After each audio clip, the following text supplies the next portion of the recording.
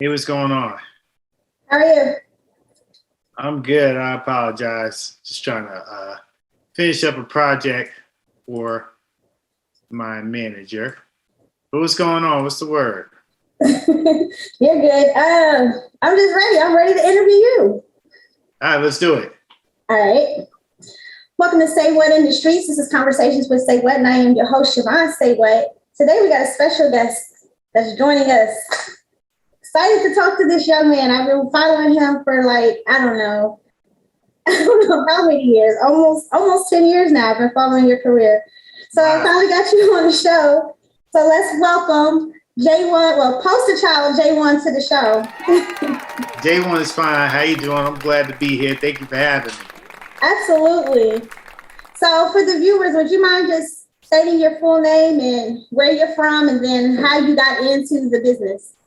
Absolutely. My full name is Joshua Rayford. Everybody calls me J1. I'm currently Vice President of Music Programming for SiriusXM and Pandora. I'm originally from New York City, but I moved down here to attend college at Morehouse. Moved down to Atlanta to attend college at Morehouse. And then once I graduated, like most people, I fell in love with the city and so I basically fell in love with the city like most people do and just ended up living out here for the most part. I mean, I moved away for about 3 years from 2016 to 2019 for work, but I've been in Atlanta pretty much half of my life. So you came to Atlanta, you went to school, you fell in love with the city, and somehow along the way you got into radio. Yeah, so I actually started out as a DJ. I was DJing for one of my older frat brothers. He goes by the name of DJ Tron. And he really taught me the craft of DJing. Like I had experimented in high school and never really took it seriously until after I graduated and kind of needed money. So I would basically help him out with his gigs and just carry around his equipment and system in any way he needed it. And saved up enough money, bought my own equipment, and just started doing gigs. And then I was fortunate enough that I was DJing pretty much almost every night of the week in Atlanta. So the next logical step for me was to get on radio. At the time, there was only two radio stations, V103 and Hot 1079. So I was just very persistent and really intentional as far as reaching out to the people I needed to reach out to, expressing my interests, showing them why I would be a benefit to their station. And eventually I was picked up at Hot 1079, started as an intern and worked my way up from there to assistant program director. And then I had the opportunity to become a program director in Indianapolis and then Washington, D.C. And shortly after that, maybe about 2 years when I was in D.C., I got recruited by Pandora to be their head of hip hop. Okay. So when you was program director, for those that don't know, can you explain what a program director is? Sure, absolutely. So a program director is basically the person that oversees everything that has to do with the radio station for the most part on the programming side, whether it's the music, the personalities, the promos that are on the air, everything that you hear on the air outside of the commercials, because the commercials more so come from the sales side, but even still, program directors will have some sort of input of what type of commercials they want to air, whether it's like, hey, it needs to sound like this, or it needs to be this particular length, or I don't agree with this particular sponsor. The program director is always going to have some input, but really just the overall direction of the radio station, including the stuff that happens outside of the music, whether it's events or community service activities or just things that you're doing in that particular market. The program director is really the one that signs off on most of those activities. Okay. Okay. So you went from Atlanta to Indianapolis to DC as a program director. Was there a difference in the programming in each market, or was it the same 10 songs that we hear? That's a great question. So I felt like each market is unique to itself. Of course, you're gonna play the major hits by the major artists, whether it's your Drakes, your Lil Babies, the Baby, Megan Thee Stallion, whoever. But I felt like each market had its own local music scene. Even Indianapolis, where most people don't think that the local music scene is popping, but if you really get out there in the city, in the streets, you'll find some artists that are making waves out there. So when I got to Indianapolis, there was an artist named Debo who was just buzzing, and he had a song everywhere I went. When I went everywhere I went to like a club or wherever, and they played the song, people knew it word for word and got a reaction. So just off the strength of that and his buzz in the city and just the work that he was putting in the community, we ended up playing the record. We gave it a shot, and I think that's what a good programmer will do. You're gonna play the hits, but there's more than just 10 hits at any given time. And if you're in a market, I'm sure you can find one or two local songs that are really buzzing or that have captured people's imaginations or captured their attention. So did that in Indianapolis. Atlanta obviously is known for it being Atlanta and all the music and how hip hop is thriving out here. And even DC. DC is known for its go-go scene. That was like the foundation of their music. So it's still very, very intertwined with the culture. We had a go-go segment that we did, I think about 5 or 6 nights a week that was still very popular. And I found local artists out there, whether they were rappers or singers, that were doing well in the DMV area, and we played their music on the air. So I hear that, and it could be wrong, but isn't it true like radio stations have to play like a certain amount of local music anyway? No, that's not necessarily true. I mean, if you go up to Canada, they have certain amount of rules that you have to play a certain amount of artists from Canada in a particular hour. But no, that's not true. You really don't have to play anything local if you don't want to, especially now where you have a lot of markets that are syndicating their programs. And what syndication is basically you'll have one particular show that's broadcasted in multiple markets, whether it's like a Breakfast Club, Ricky Smiley Morning Show, Morning Hustle. You're seeing a lot more radio stations do that due to just cost cuts and stuff, especially during the pandemic when a lot of companies went under or had to cut back.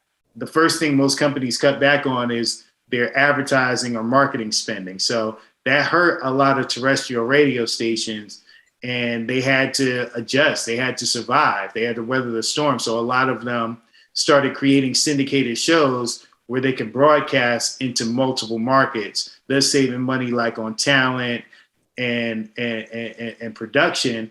But at the same time, if it's the same show in multiple markets, it's going to be the same music. Got it. So is that why sometimes we feel like we're hearing the same 10 songs over and over?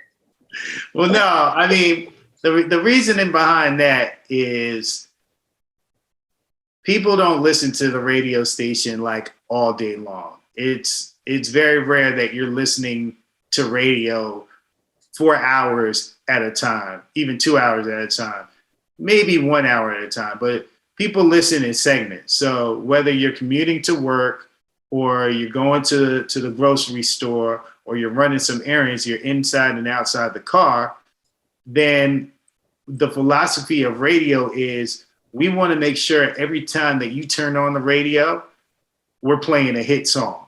Okay. So that's the reason why it feels like you're just hearing 10 songs. Now, the issue I had with that, I understand the philosophy. I believe you should play hit songs, but I really felt like there's more than 10 hit songs that you could play.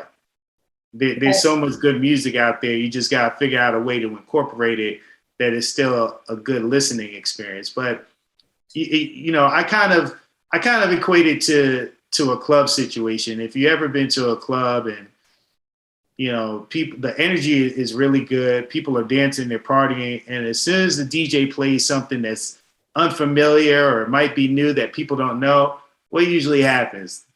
The party dies down. Right. People stop dancing. The energy goes from here to here. Well, it's kind of the same thing with radio. Most people want to hear the stuff. They say they want to hear new music, but a lot of times they just want to hear the stuff that they're familiar with, that they can sing along to, that they say, oh, that's my song.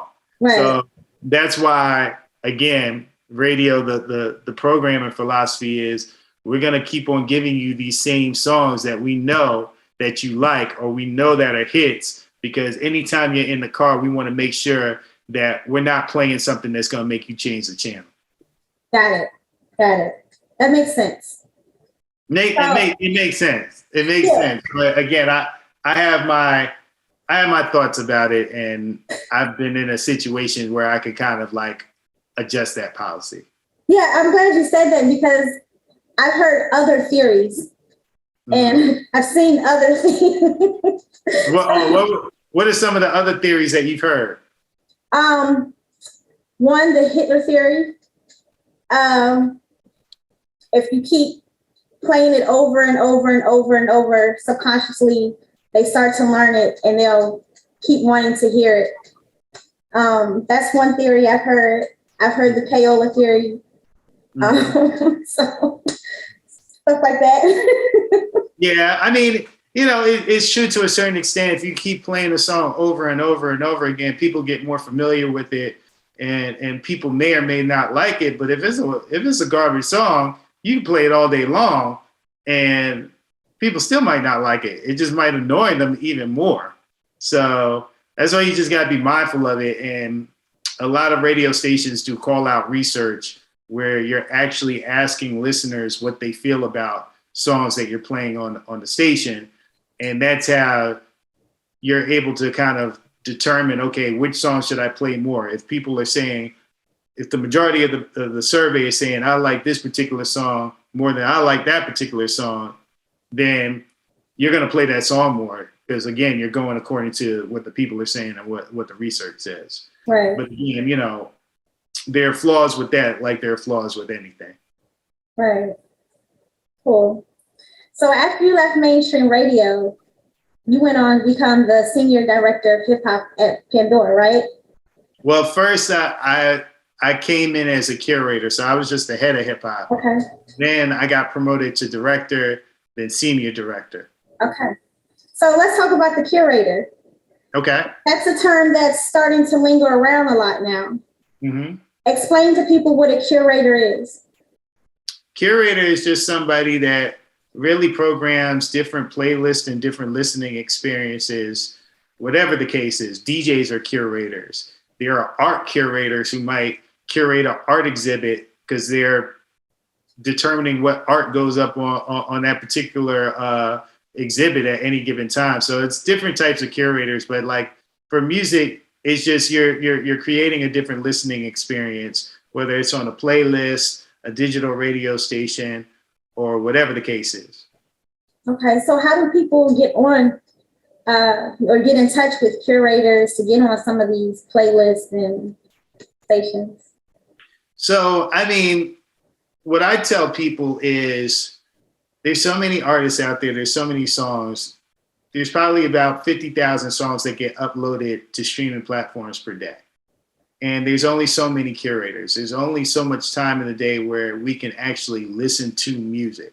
So what I tell most artists to do, instead of hollering at a curator, because everybody's approaching us. Everybody's saying, oh, my music's the best, yo. Everybody in my city, everybody in my block loves this song. Right. Okay, well, the guy that just emailed me or came up to me said the same thing about his song. So how y'all both got the two hottest songs out, right? Right. One of y'all are exaggerating. So what I tell artists is take the steps to build yourself up. Mm-hmm. And you do that by really investing in digital marketing. That's one way to go about it. Or you can go the organic route where you're like building up in your hometown or a different city. You're building relationships with the DJs who are in the clubs that are breaking records. You see that in a lot of like the strip clubs, especially in Atlanta. A lot of songs are still breaking out here.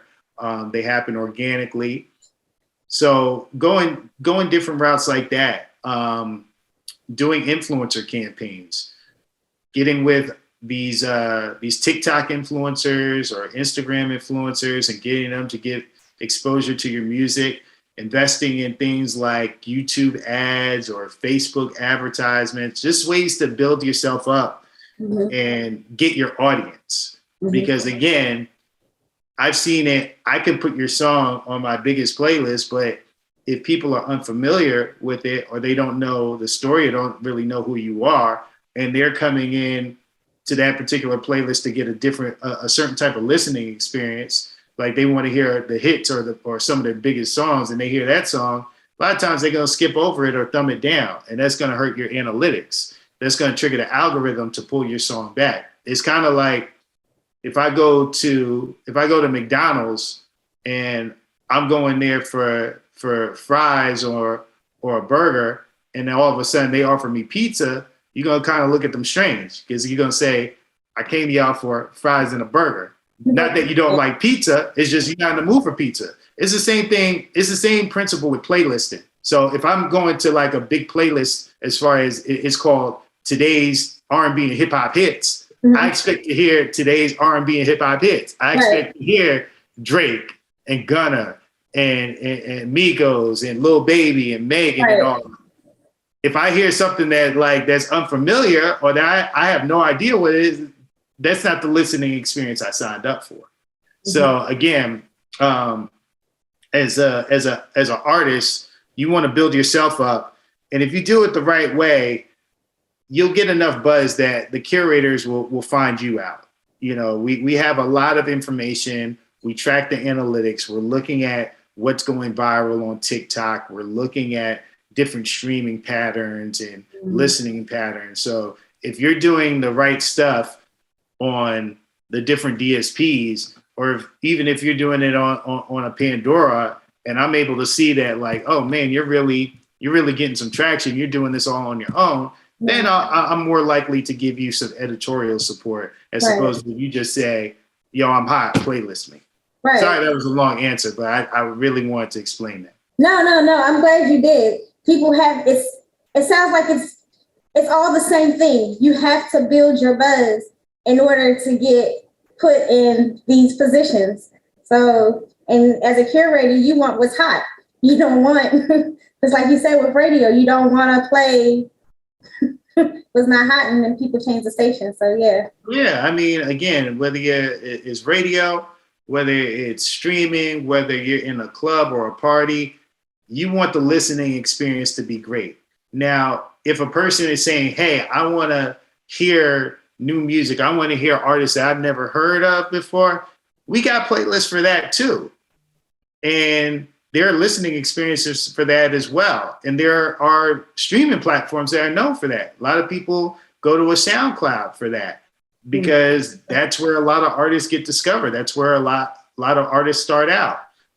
People have gone to YouTube to find those artists who might not even have music on a Pandora or Spotify or Apple yet, but they're on YouTube. So people will go there to discover music. Again, it's like a restaurant. It just depends on what you're in the mood for.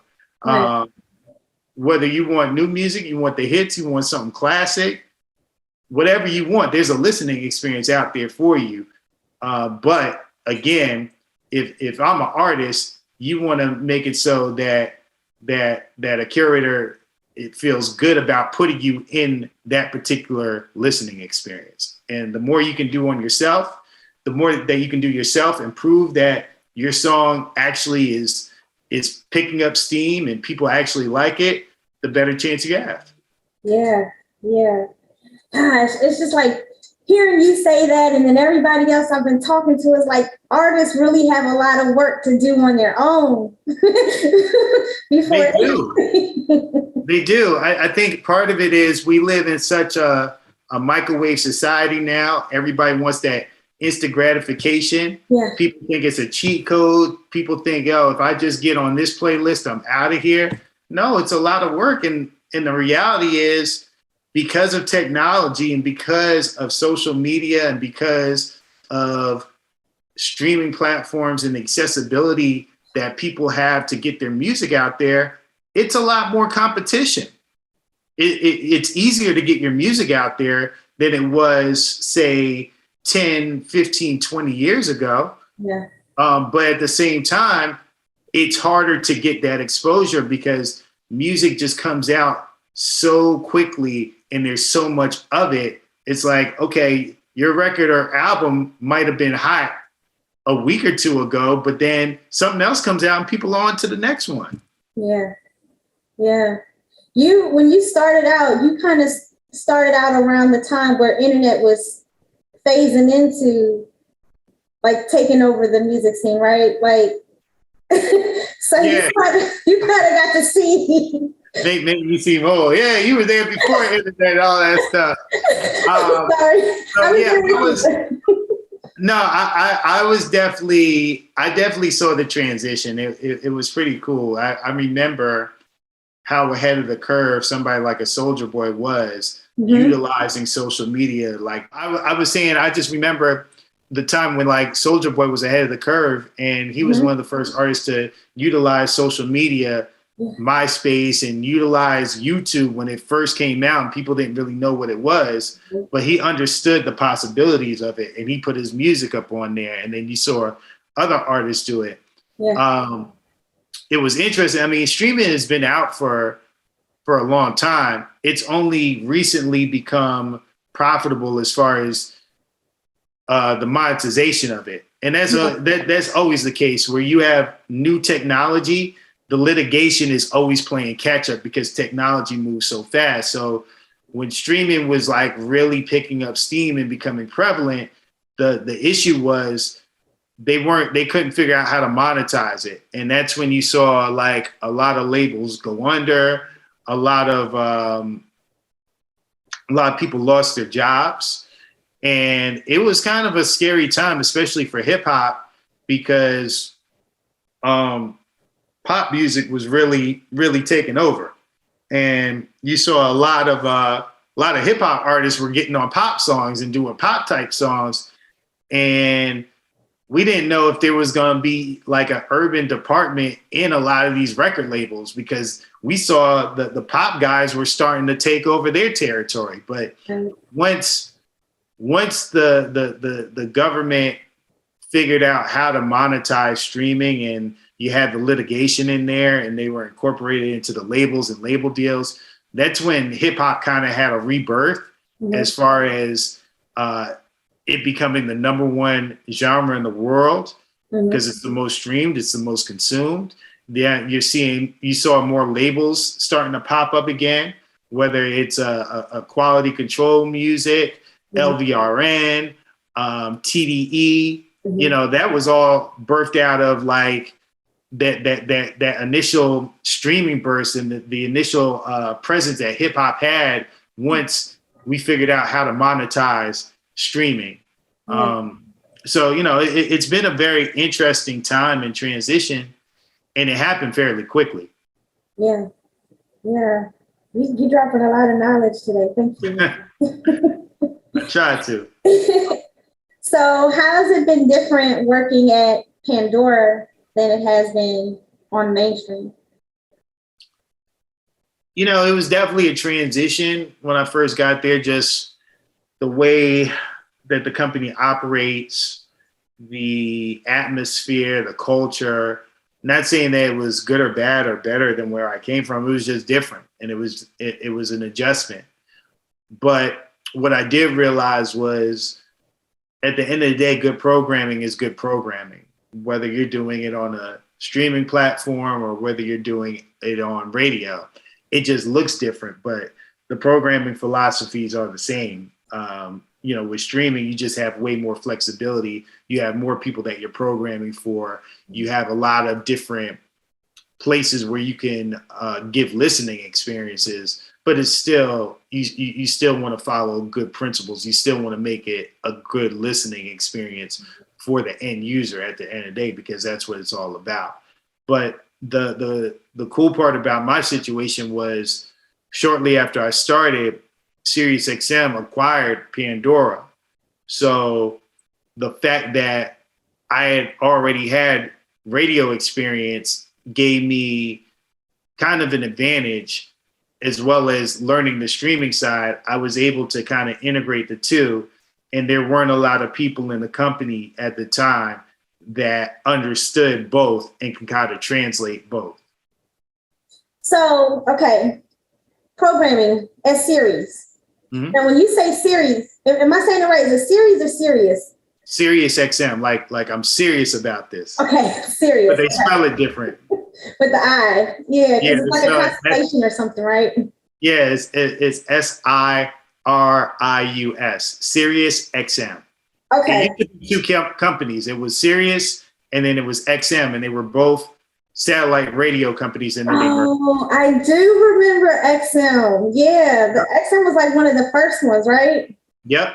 Yeah. Okay. I never knew that. Okay, that's okay. So when you're programming, so that's like the series has like the Eminem, the yep, the Rock the Bells, LL Cool J, Chubb Rock.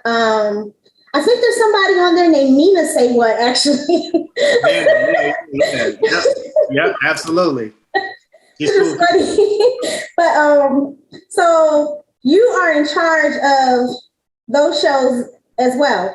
Like what shows? So we have different leads for different genres. So with like the hip hop and R&B channels, there's a VP of urban programming. With the pop and rhythmic channels, there's a VP of pop. There's a head of country. So each genre kind of has a lead. My situation is different because I work on both sides. So I'm over a SiriusXM channel, Pandora Now Channel 3, but I'm also over a lot of the urban streaming efforts on Pandora. So a lot of my responsibilities are finding ways to integrate the two platforms and find content that can live on both SiriusXM and Pandora. Wow. How challenging is that? It's very challenging. It's extremely challenging, but it keeps me busy, it keeps me active. So, I mean, like, how do you do that? Like, what does that consist of? What is it? How do you do that? I mean, it's just thinking of ways that what would make sense and what would it look like, and using my experience with radio along with my experience in streaming, and finding the overlap, finding out or realizing what each platform does well and where the areas of improvement are, and integrating those. So prime example, one thing that I've done is a playback series where we have an artist come in, and this is based out of Atlanta. We'll have a personality interview them. We'll record the content, right? We do it in front of an audience. But what I started doing was I started using different SiriusXM personalities or talent to record this experience. And then we'll take the audio and we'll run it as a special on the appropriate SiriusXM channel. But we'll also chop up the content and use it as a listening experience on Pandora. So things like that. Another recent example was LeBron James. We had a partnership with LeBron James and Uninterrupted, Maverick Carter's company. LeBron did 5 playlists for us, and he narrated the playlist and introduced the songs. So we created a LeBron James mode or radio station on Pandora where you can hear all of that content, and LeBron basically hosting his own listening experience. And then we took those 5 playlists and played them across 5 different SiriusXM channels because they all had different types of music on there. You had like old school hip hop, current R&B, old school R&B, and he did a gospel playlist. Okay. And SiriusXM has channels or different listening experiences for all those types of genres or all those types of decade type listening experiences. So that's another example. So thinking of ways to have the content live on both platforms, but have it in ways that they're different listening experiences.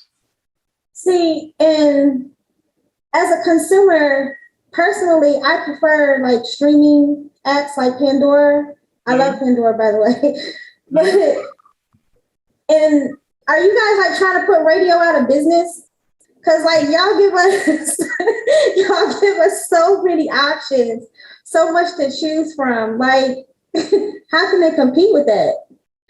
Well, I mean, it just depends on who the listener is. You prefer streaming, but there are some people that still like radio. They still like that experience where all they do is just turn it on or turn on their favorite channel, and they don't really have to do anything, or they're not in search of a playlist or putting together their own playlist or putting together their listening experience. Cool part about Pandora is kind of like that middle ground between streaming and radio. You can have that laid back experience like you would on radio, but it's still streaming. You know, you can skip songs, or you don't really have to hear people talking unless you want to. We have experiences where you can hear people talking or narrating. So it just gives you options, but I think it just depends on people's listening habits. Again, some people like radio. Some people like to know what's going on in their community. Some people like to hear different personalities and stuff. That's where local radio still can have some sort of advantage, just being live and local in the community and give you something that nobody else can really give you. But I mean, it's kind of like how TV is nowadays, right? Most people don't even have cable anymore. You know, I don't have cable. I have my Wi-Fi, and then I have my streaming services that I watch TV on because we live in an on-demand society. Yeah. But now it's like each streaming service has unique content. So you're like, man, I gotta subscribe here. I gotta subscribe here. I like this show. Let me get that. So I mean, it's kind of the same thing with music streaming. It just depends on your listening preference. Got it. Okay, so since you were the former director of hip hop at Pandora, I have this little game I want to play with you called the Rap Challenge. Oh boy, I don't like the challenges, man. It's fun. It's 3 multiple choice questions. That's it. Okay. Okay, so here's the first one. This rap legend released his own report card in 1988 and 1990, giving a grade to other rap MCs. Was it A, Cool G Rap, B, Cool Mo D, or C, Cool from Cool in the Game? Oh my God. You said this rapper did what now? Repeat the question. This rap legend released his own report card in 1988 and 1990, giving a grade to other rap MCs. So was it A, Cool G Rap, B, Cool Mo D, or C, Cool from Cool in the Game? Let me think. I'm gonna go with Cool Mo D. Good answer. All right, question number 2.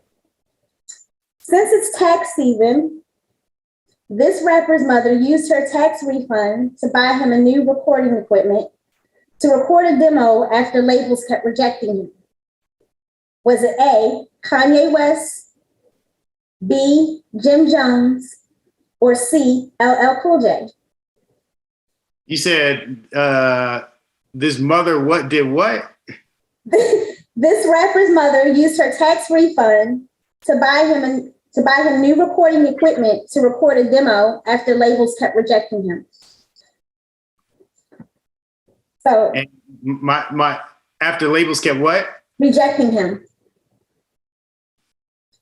Huh. Kanye West, Jim Jones, or LL Cool J? Mm-hmm.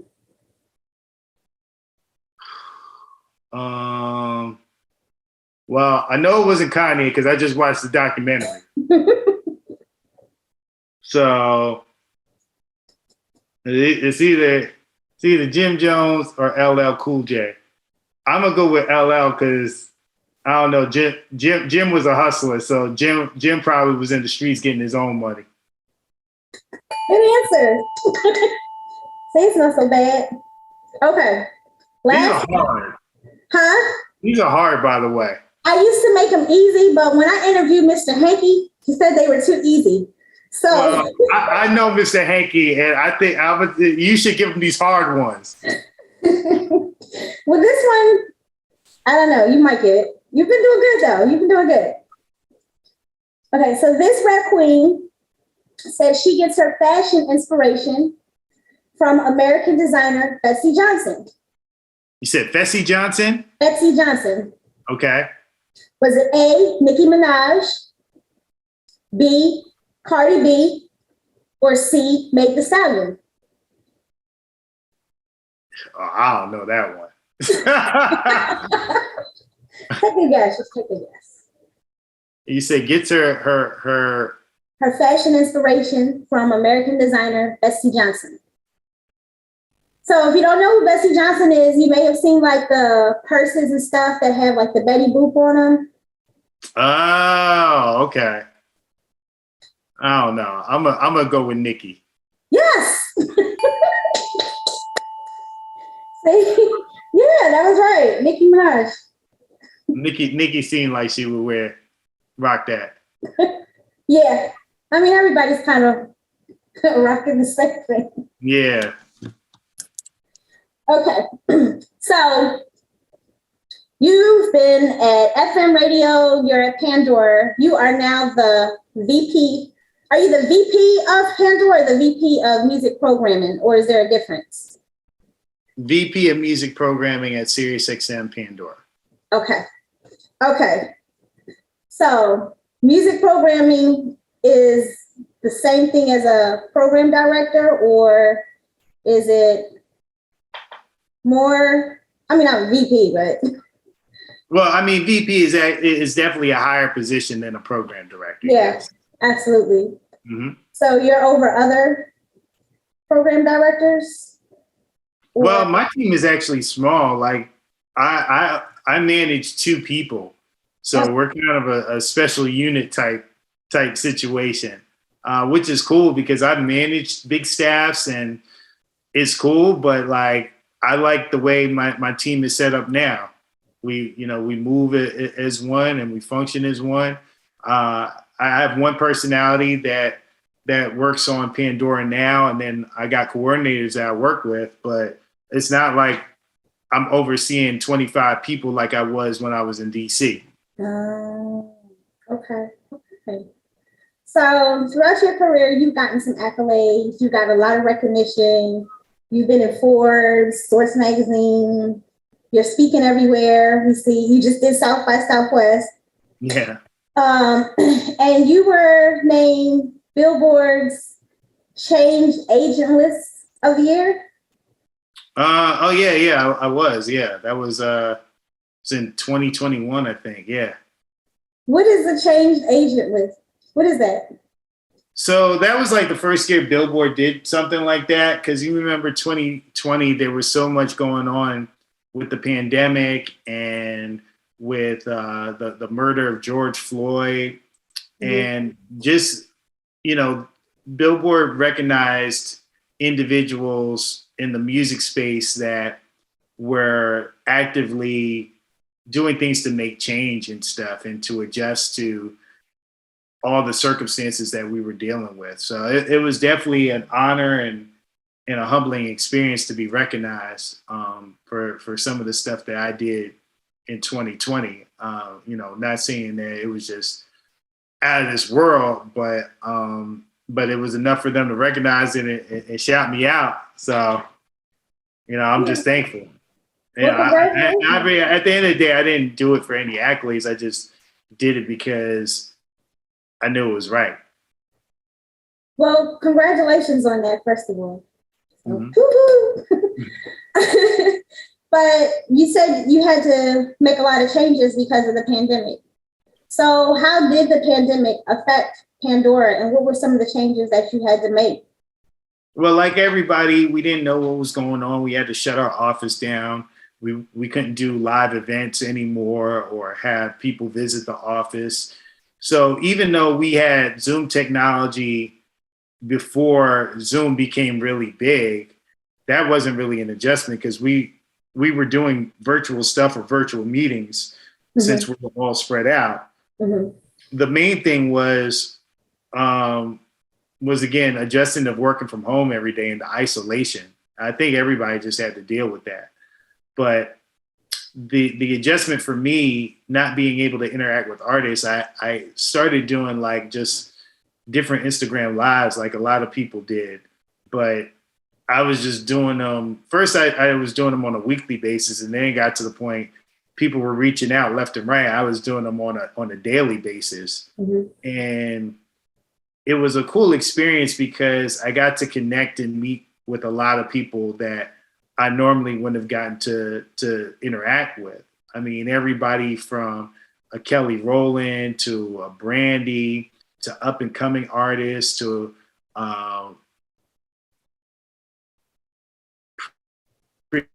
B Simone, influencers like that to legacy artists. I think the one I probably enjoyed the most was interviewing Ralph Tresvant from New Edition. Yeah. So it was just like, man, I'm talking with Ralph Tresvant. You know what I'm saying? Yeah. Like I couldn't believe it. I was like a kid in the candy store, talking with Lotto before she really blew up and doing the IG. She was like the first Instagram live I did when the pandemic hit.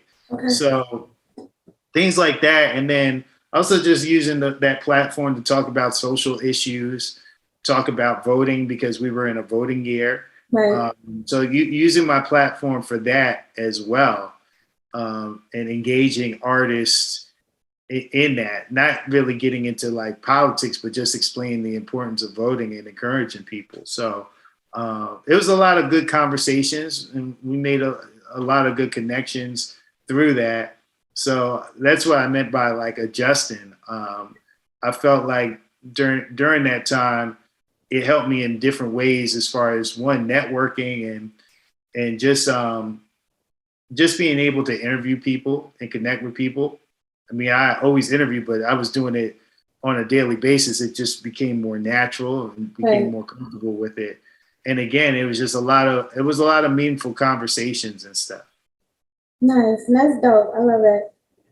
So, as a music programmer, I'm assuming you are always looking for new music. Oh yeah, absolutely. Always. So how could somebody get new music to you? Well, again, I tell people if you're doing all the right things, I'll find your music at the end of the day. Whether you're buzzing in a particular city, you're buzzing online, social media, whatever, I'll find you. Because again, I get flooded with DMs or emails every day. But hey, play my music, and that's just independent artists. You got to think, I still got the labels that send me stuff. I got different distribution companies that send me stuff for independent artists that they're working. So it's a lot of music that I get sent. And yeah, I listen to a lot of music that's part of my job, but I also have other responsibilities. So it's not like I listen to music for 24 hours out the day. I still got to have a life too. So again, I would say if you want to get my attention, build your own platform, build yourself up, use the different artist tools on Pandora. If you're able to create streams on Pandora without my help, then that's going to get my attention more so than anything else. How does artists get on Pandora? You go to our website, ampplaybook.com, ampplaybook.com, and that'll show you all things Pandora. We have free artist tools that you can do a lot of interactive stuff and really find your audience on the platform. And is the office open now if artists wanted to come and meet and network or? No, it's not open yet. We're supposed to be opening up in April. Okay. Okay. So let's talk about your podcast. Oh man, not my podcast. Okay. Yes, your podcast, Successful and Single. Yeah. I guess you want the story behind it. Yes. Well, one of my goals last year was I wanted to launch a podcast, but I didn't want it to have anything to do with music. I wanted to do something different, something that I know I would enjoy talking about. Not saying that I wouldn't enjoy talking about music, but I talk about music all the time. Right. So what ended up happening was like I just was having bad relationship experiences as far as dating and stuff. And the last person that like I was seriously dating or courting, whatever you want to call it, we weren't in a relationship, but we were in the dating phase. It went left for whatever reason. I just got to the point I was like, man, like what is going on? Here I am. I'm a single Black man with no kids, educated, got a good job. I ain't crazy or nothing like that. Why is it so hard to date? And it was almost like God put it in my spirit. It's like, yo, that's your podcast right there. So I said, oh man, all right. Well, let me see what I can do. So I connected with one of my former employees I connected with one of my former employees from DC. Am I still here? Am I good? Uh-huh. Okay, yeah. Angie, who's one of the smartest people that I've ever had the privilege to work with. She's really been like, huh? So I remember her. I'm from the area, so. Oh, so you know who I'm talking about. Yeah. So she has been doing like a lot of research on podcasting and how it works and developing her own podcast network. So she kind of really helped me launch it as far as what to do, how to get it on different platforms, what to look for. And we partnered up. So I launched it last summer and it's been pretty fun. I mean, it really wasn't something that I was doing to try to get like a bunch of money or accolades and stuff like that. It was just something that, again, I wanted to do. I wanted to talk about. I wanted to enjoy it and have it not seem like another job or something like that. Mm-hmm. And a couple of weeks ago, we did our first live taping in front of our audience, and shout out to Eric Bellinger. He came through and performed and dropped some knowledge. It was a good time. So yeah, that's really the story behind it. So are you still having bad luck or? I wouldn't call it bad luck or anything like that. I know that just this year personally, I really haven't been dating like I was these past couple of years. And it's not that I'm close to it. It's just I've been focused on other stuff and my career. So, you know, I mean, if the right person comes along or God blesses me with somebody, then cool. But I'm enjoying my life how it is, and there's things I still want to do as far as like my career and goals that I want to accomplish. Not saying I couldn't do that if I was in a relationship, but you only got so many hours in a day, and if you're gonna really like date somebody, you gotta allocate time. You gotta dedicate time to it. Right. So till that situation comes, I'm just gonna keep doing what I'm doing. Okay. So back to the music. All right. What new changes should we look for in the future from Pandora?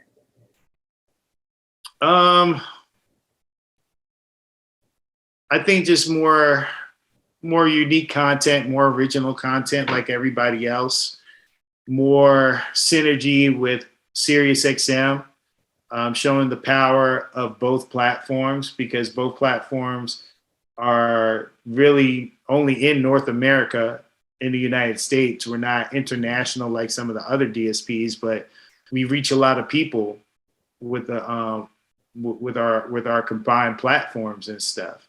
So I think you're just going to see more innovative content between both of our platforms.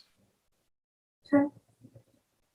So for someone that wants to get into programming behind the scenes in music, at radio, or maybe one day have a job at Pandora, what advice do you have to give to them?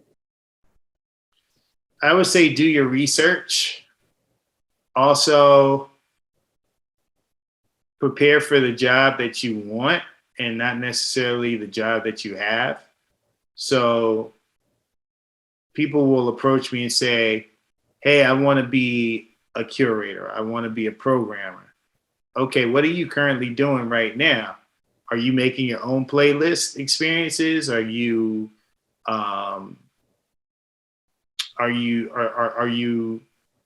doing some sort of curation?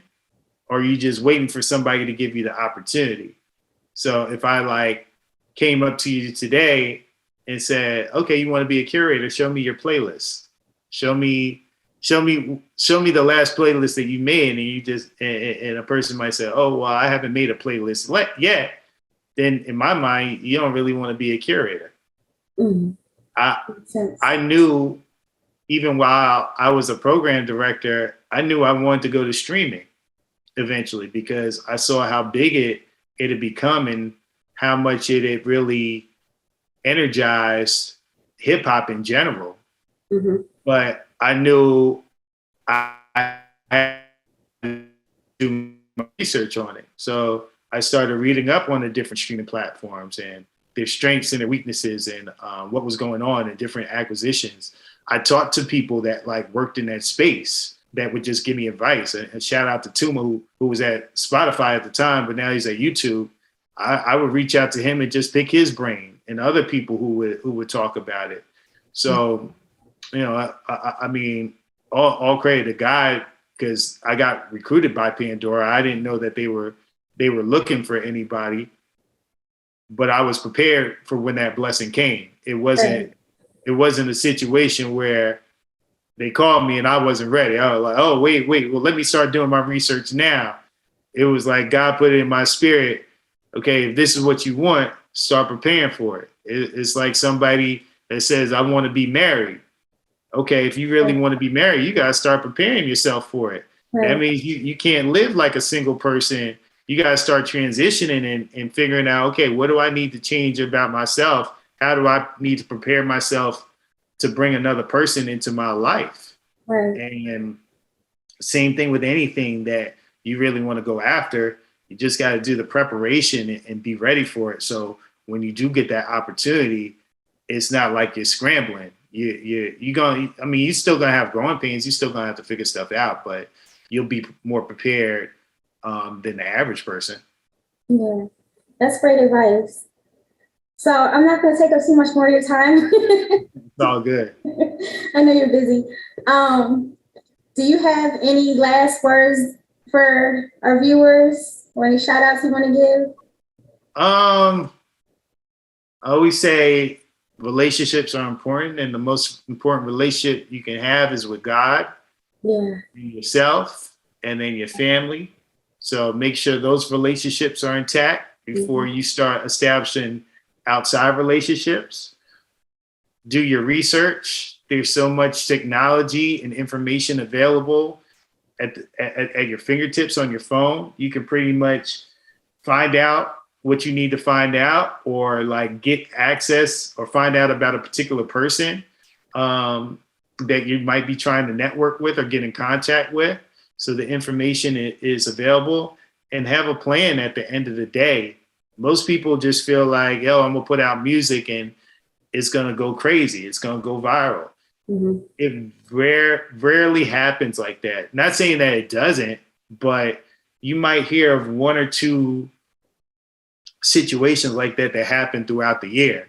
And usually there's a story behind that. It just doesn't happen like that. There's usually some sort of plan of action or some sort of action that took place. The person was grinding for a while. People talking like, oh, Money Long, she just blew up. Money Long's been grinding for a long time. She's a songwriter. She's been putting in the work for a minute. She's having her moment, but she's been prepared. She's been putting in a lot of time. So have a plan.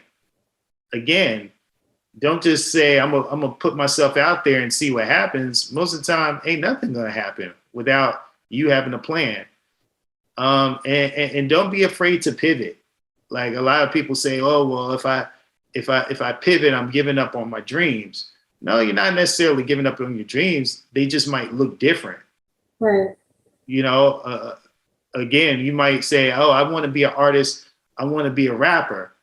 And you might write the dopest raps or lyrics out there, but for whatever reason, you just don't have that artist appeal or that star quality.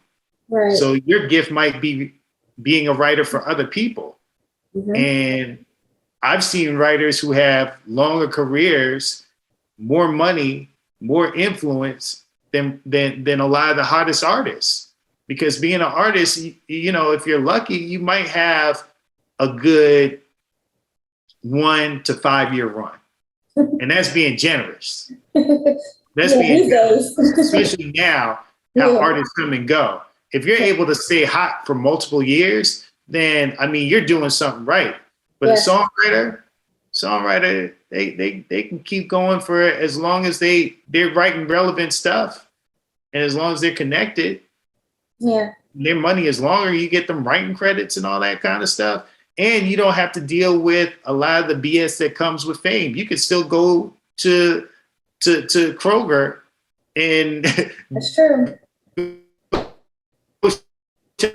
Without harassing you. Yeah, that's true.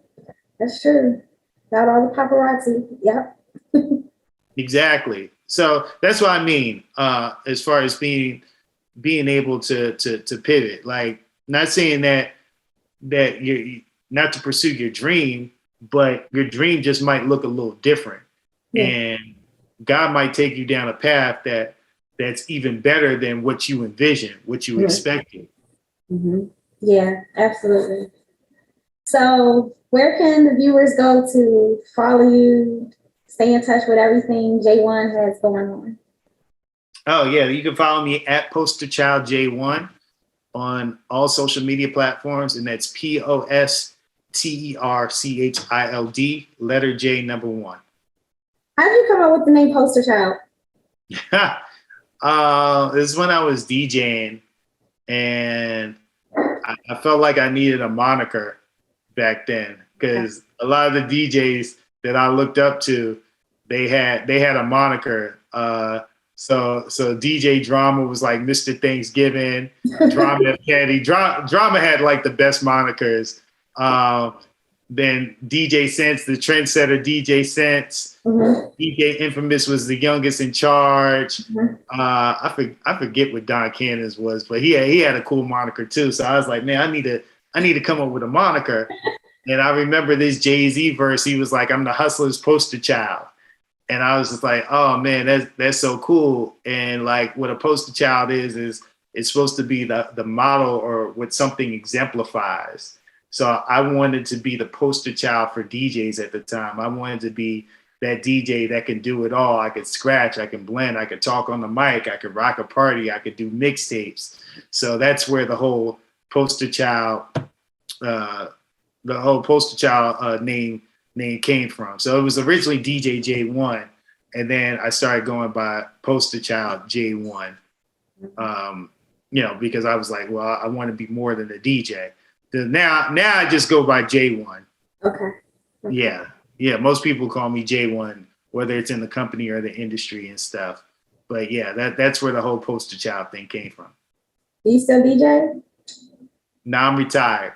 I'm retired. I mean, I have nothing but love for all my DJs out there, and I still ask them questions as far as like what music is popping, and I give them advice when they reach out to me or try to create opportunities when I can. But for me, I enjoyed it, but I feel like that phase of my life is over, and I'm on to the next phase of my life.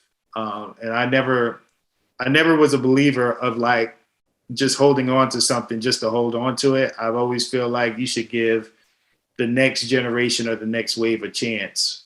So there's young up and coming DJs who were coming up behind me that were young and hungry. And, I didn't want them to look at me as like, oh, this old dude won't get out my way. No, I want to embrace you. I want to help you out. But at the same time, either I got to step aside or I got to step up. So my thing is I'm always going to step up, and that way creating a space for somebody to come in after me and do what I was doing. Got it. Got it. Well, I want to say. Plus, I like my Friday nights and I like my weekends where if I want to go out, I can go out. If not, I could just chill at the house. I ain't gotta like be worried about going out to a club or getting my stuff together, being tired. I don't miss that at all. I'm good. I like just chilling on Friday nights, order some wings, and I'm in heaven. Just some wings in heaven. Yeah, yo, exactly. I might have to do that this Friday. Talking about it now. Well, I want to say thank you again for taking the time out to talk to me and to viewers and share your knowledge and your journey. Oh, well, thank you for having me. You know, I appreciate you working around my schedule and stuff and being persistent. I really do. I admire that, and keep up all the great work. Absolutely. Thank you. Yo, what's good? It's your man J1, and you tune in to Say What in the Streets. Say what? Thank you.